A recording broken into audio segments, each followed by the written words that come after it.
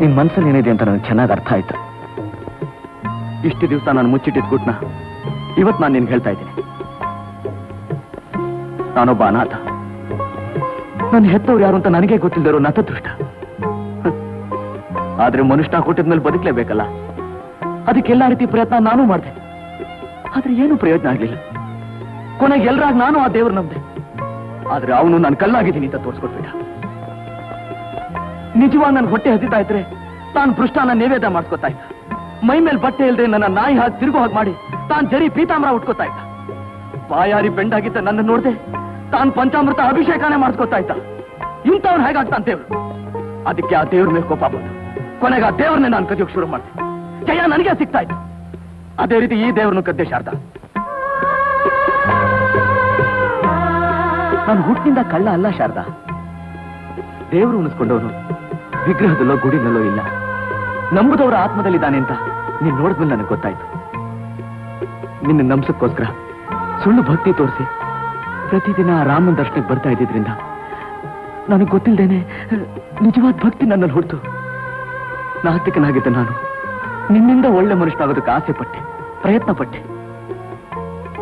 ಶಾರದಾ, ಒಳ್ಳೆಯವ್ರ ಸಹವಾಸದಿಂದ ಎಂಥ ಕೆಟ್ಟ ಮನುಷ್ಯ ಕೂಡ ಬದಲಾಗ್ತಾನೆ ಅನ್ನೋದಕ್ಕೆ ನಾನೇ ಸಾಕ್ಷಿ. ಶಾರದಾ, ಇನ್ಮೇಲೆ ಖಂಡಿತ ನಾನು ಕಳ್ತನ ಮಾಡೋದಿಲ್ಲ. ನೀನ್ ನಂಬಿರೋ ಈ ರಾಮನ್ ಮೇಲೆ ಆಣೆ ಇಟ್ಟು ಹೇಳ್ತೀನಿ. ಬೆವರು ಸುರಿಸಿ ದುಡ್ಡು ಸಂಪಾದನೆ ಮಾಡಿ ನಾನಿನ್ ಸಾಕ್ತೀನಿ ಶಾರದಾ. ನನ್ನ ನಂಬು. Well done mister Nataraj.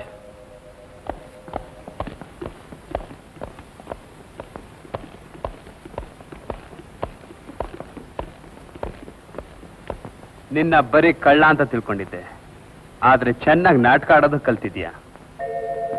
Nataraj, ನೀನು ಒಳ್ಳೆಯವನಾಗಿ ಬದಲಾಗಿದ್ದೀನಿ ಅಂತ ಹೇಳಿದ ಮಾತ್ರಕ್ಕೆ ನೀನು ಮಾಡಿರೋ ಪಾಪಗಳು ನಿನ್ನ ಬೆನ್ನೆಟ್ಟೆ ಬಿಡೋದಿಲ್ಲ. ಕಳ್ಳ ಆದವನು ಒಂದಲ್ಲ ಒಂದಿನ ಬೇಡಿ ಹಾಕೊಳ್ಳೇಬೇಕು. ವಿಗ್ರಹಗಳನ್ನ ಕದ್ದು ತಲೆ ತಪ್ಪಿಸ್ಕೊಂಡು ತಿರುಗ್ತಿದ್ದೀವನ್ನ ಮಾಲ್ ಸಮೇತ ಹಿಡಿಬೇಕು ಅಂತ ನಾನು ಇದುವರೆಗೂ ಕಾಯ್ತಾ ಇದ್ದೆ. ಶಾರದಾ, ಈಗ್ಲಾದ್ರೂ ಅರ್ಥವಾಯ್ತಾ ನಿನ್ನ ನಟರಾಜ್ ಎಂತವನು ಅಂತ? ಇನ್ಸ್ಪೆಕ್ಟರ್,